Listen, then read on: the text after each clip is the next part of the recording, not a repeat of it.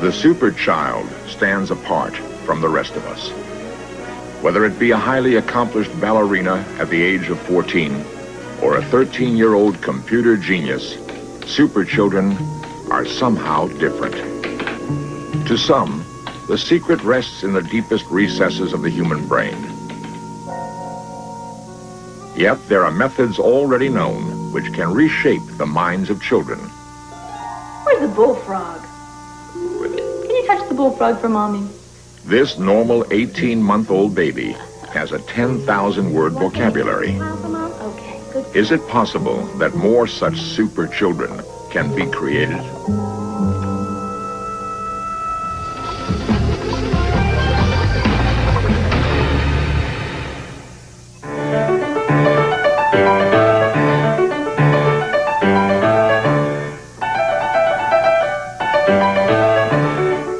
What is a child prodigy? Leslie Ann Copes is just such a genius.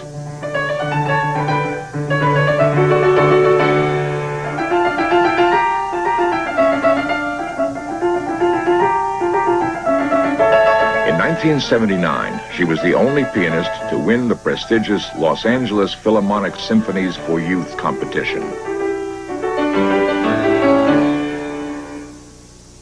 In the little investigation that has been done of the gifted or genius child, there are few indications that genius spawns genius. What then is the determining factor? It seems highly likely that environment may play a key role in the nurturing of the gifted child.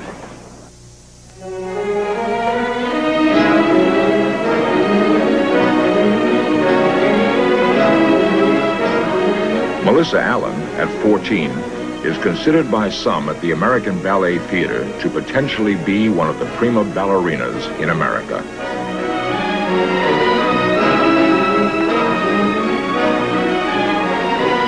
The sacrifices have been many. Melissa explains the rigors of her daily schedules. It's really strenuous. I get up in the morning about 6 o'clock, get ready for school, go. School starts at 8 o'clock. Then I go from there, I eat my lunch and do my homework on the way to ballet. And then I take 3 classes, and then I come home about 7:30. I'm home about 8:30. You got a lot of homework there? Yeah, biology and English. There's a lot in it. You better get started on it then. Yeah, better get Try and started. keep the boat from rocking. Despite her harried schedule, Melissa will finish high school a year early. The necessary ingredients to create such a super child are discussed by her teacher, Margaret Graham Hills. I don't like the word genius, but she has something very close to it. Genius, in a way, to me, implies something that's not as down to earth as the people who really work are. Genius is almost as though it happens to you and you don't have to work for it. And Melissa works for it. She's got the body, she's got the brain, and barring accidents and that sort of thing, I think she will go very far.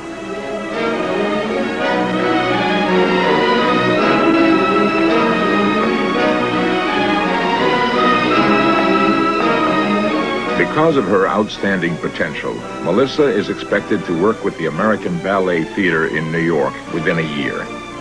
Time, effort, and talent will determine if she will become a permanent member of the troupe.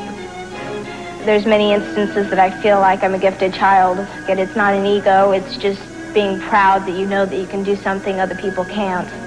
The work is worth 1,000 times more than you put out. It gives you a feeling of satisfaction knowing that you've done it.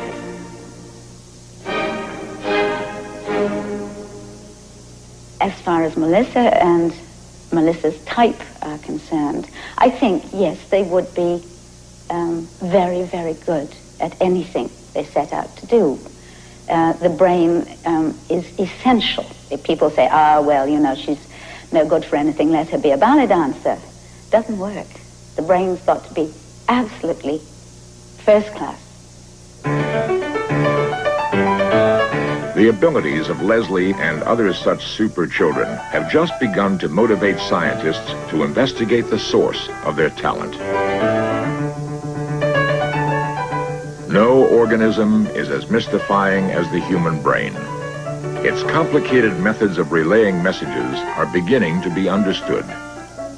For Leslie to play with her precision, electrochemical impulses must be relayed to her fingers at a speed of 120 miles per second. These impulses probably emanate from this illuminated section. The area that responds to melody and tone may also be more highly developed. This alone, however, does not fully explain her genius capabilities. Perhaps probing even deeper into the interior of the brain will provide the answers. Marilyn Ferguson, editor of Brain Mind Bulletin. The human brain has tremendous capacities which can either unfold or be left sleeping. And we all have the brain that we need right now to learn anything we want to know. The capacity has always been there. I don't think it's a matter of some sudden evolution that is going to change things. It's just that the tool we've always had is there, and we are only recently discovering that it is. Perhaps each of these children possess within his or her brain abilities associated with Da Vinci, Mozart, or Michelangelo. Are we simply wasting our children's minds? Our whole educational system, and in many ways our whole culture, has valued only one half of human intelligence, one aspect of human intelligence.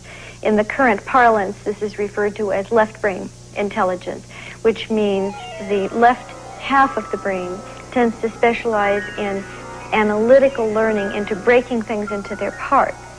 The right hemisphere, on the other hand, tries to see patterns and see things as a whole. And it's more artistic, in a sense more aesthetic, musical, more sexual, more closely related to our dreams, and in many ways a quicker learner. And now what's happening is educators all over the country are going to courses called Teaching Both Halves of the Brain, Educating Both Halves of the Brain, and beginning to appreciate the fact that whole brain learning is what really unlocks our hidden talents, our hidden genius, and our hidden understanding. One of the few schools to stress nurturing the whole child is the Merman School in Los Angeles. The school is restricted to children of IQs over 140. Nevertheless, they are taught to be well-rounded individuals. Teachers strongly encourage their students to be intimately in touch with the world around them. Discussions range from topics such as the recycling of industrial resources to the preservation of wildlife. Animals, okay. What else? If you had an aluminum recycling center, they would recycle it and melt down the aluminum to make new cans. Also, aluminum is a finite resource of the earth, and will run out someday if we don't recycle it and keep using it. What else, Matt? Well, imagine 2,000 years from now, somebody decides to build a garden in his backyard, but his backyard is on top of a former nuclear waste dump. Ah, how can that present a problem? He'll be eating radioactive food. Right. These students far exceed their peers in verbal abilities. The school's curriculum is explained by Dr. Norman Merman. We feel that our program is important in enabling the bright child to develop a positive self-concept. So often these children are perfectionists, and they need the reassurance in a school situation like ours to make mistakes, to learn from their mistakes, and to realize that that is how we grow. They also, we feel, learn that there are other people like themselves with similar interests, with similar enthusiasm for learning, and they are not, in a sense, the loner out in left field. Well, an animal that hasn't really changed a lot is the cockroach, which has stayed the same for about 3 million years. It's sort of gotten its own little niche right there. And that brings up the theory of punctuated equilibrium, which states that evolution is not, as some people think, a gradual, continuous change, very slight changes though, but instead it's a million years or a few million years of something staying the same, and then all of a sudden a spurt of change. Consider the bright child in a conventional situation, how he or she feels that they are really number one, so to speak, or top banana. And when they come to us, it sort of takes the hot air out. They really have to produce and think through what they're saying, and this is so often brought about not necessarily by the teacher, but by the other children in the classroom. Specialized schoolroom programs provide a fertile ground for capable children. Their potential is being carefully nurtured. For them, education is a challenge. Given an opportunity equal to that of the Merman children, some believe children of average intelligence could become gifted. A startling new process used only in Philadelphia provides this child with a 10,000-word vocabulary. Will this program make it possible for every child to be a genius?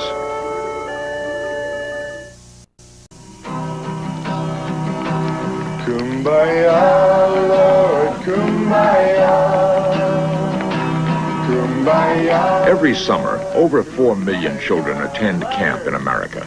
Someone's laughing. They enjoy the usual pleasures of nights around the campfire. They spend lazy days exploring nature from horseback. Camp Rancho Oso, near Santa Barbara, California, is like no other in the country. While it is different, the young campers are just regular kids. Camp founder Dennison Bollet. Basically, the kids that come to this camp come from all over the country and indeed all over the world. And they're basically a very normal kid. What they're here to do is to build very specialized, unique vocabulary that's known only to the computer, and therefore they can use the computer as a tool to work for them. Print a segment string out of that so that eventually you wind up with the words computer camp written on one line. Are there any questions? Yeah. It isn't working on the APF. How can we get it to work? See, every different home computer has a little bit different syntax in order to perform the same function. The interaction amongst the kids is fantastic. They all teach each other the skills. So it's like you work with one person, you show them how to do it. Pretty soon, 5 minutes later, you'll see them showing a friend how to do it. And it passes on incredibly quickly how to program the computer. So they teach each other. It's fantastic. A normal program at the camp here would consist of spending several hours on the computers, getting in various facets of learning about how to use computers and interacting with them. And the rest of the time is spent in a very well-rounded activities. They go horseback riding, and they go swimming, and they play tennis and go hiking, and they're really normal kids having a normal time. And what we've done is integrate into that a way to learn to use a new tool, the computer. With the knowledge these children now possess, one young man was able to create a computer program to catalog his lawyer father's personal injury cases and antique collection. Another plans a program to analyze his parents' stock purchases.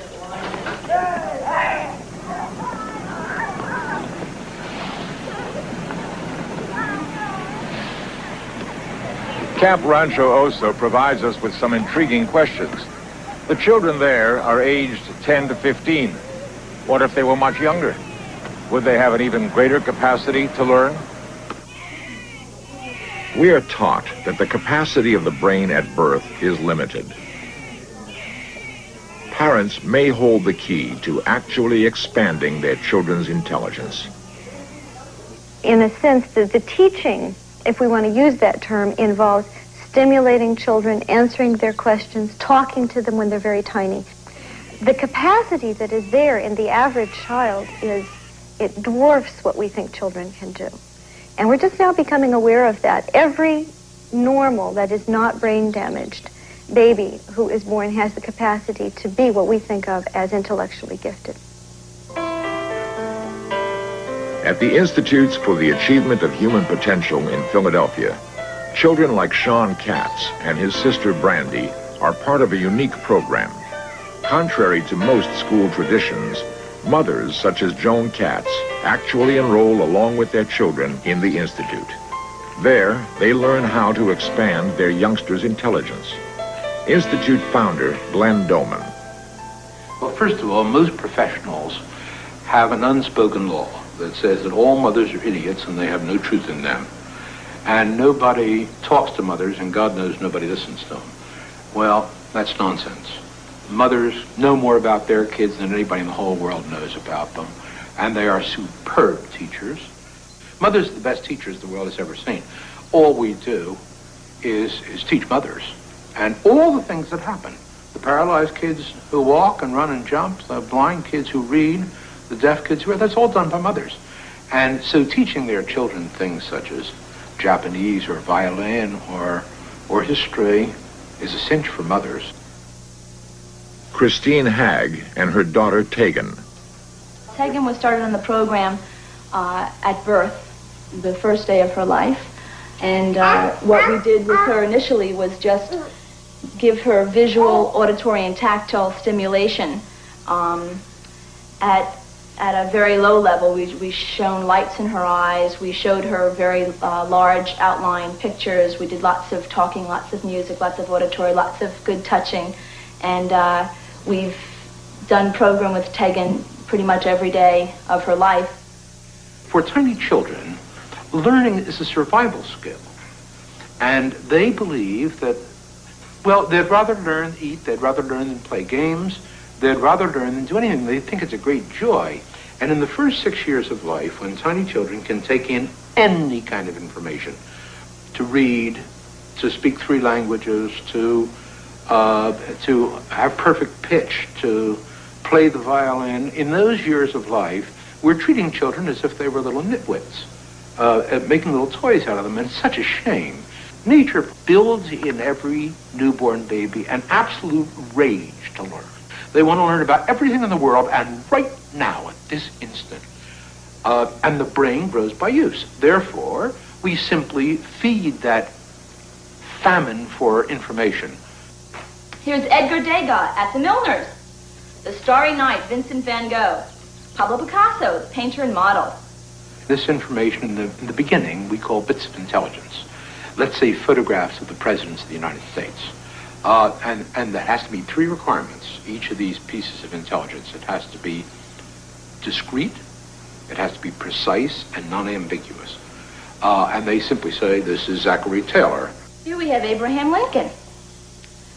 And with some paintings, here's The Breakfast Room by Pierre Bonnard. And here we have some frogs. We've got a bullfrog and a pickerel frog. Tegan's seen approximately 10,000 bits now, including her language bits, her different languages that she knows, the music bits that we're doing, art bits, bits in every category, from science to art. Okay. Hey, Tegan, I've got a bullfrog. Where's the bullfrog? Come here, darling. Come get it. That's right. The bullfrog. Ribbit. Right. Good girl. That's it. Very good. Okay, that's the bullfrog. Wonderful. Okay, I'll put that in your pile. That's excellent. And you know what we've got here?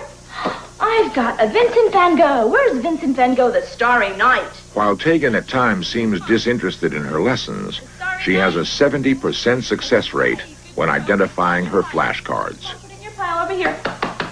Put it in your pile and do some more presidents, okay? Good girl. Okay. Look who I've got. Tegan. That's good. Okay, I've got Abraham Lincoln, Tegan. Can you find Abraham Lincoln? Which one is Abe? Honest Abe? How is it that Tegan has such advanced visual recognition skills and yet is still in early stages of baby talk? Where is he? That's right. You want to touch Abraham for Mommy? Yeah. Okay, go ahead. Thank you. That's a good girl. Very good. Okay, excellent. Put him in your pile. Okay, you want to see one more? Okay, let's see. How about another frog? Another frog for you?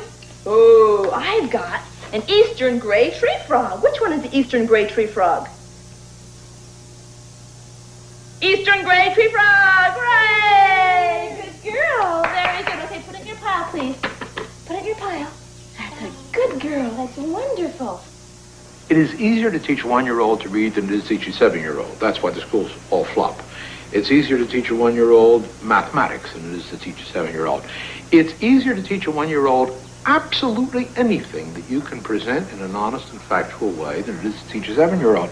So parents simply give them accurate information with love and respect. While Tegan is obviously successful, years of study have even more outstanding results. Okie tight, go ton, ton. Sean, age 7, Fumio, age 5, and Brandy, age 5, can not only recite Japanese songs or rhymes, but can fluently communicate in Japanese with one another. This feat alone may seem outstanding. Each equally excels at reading and explaining Shakespeare, and all are learning to be expert gymnasts. For Dr. Doman, there is no question that his program works. It remains for the rest of the educational community, however, to judge whether his techniques can create geniuses out of all children.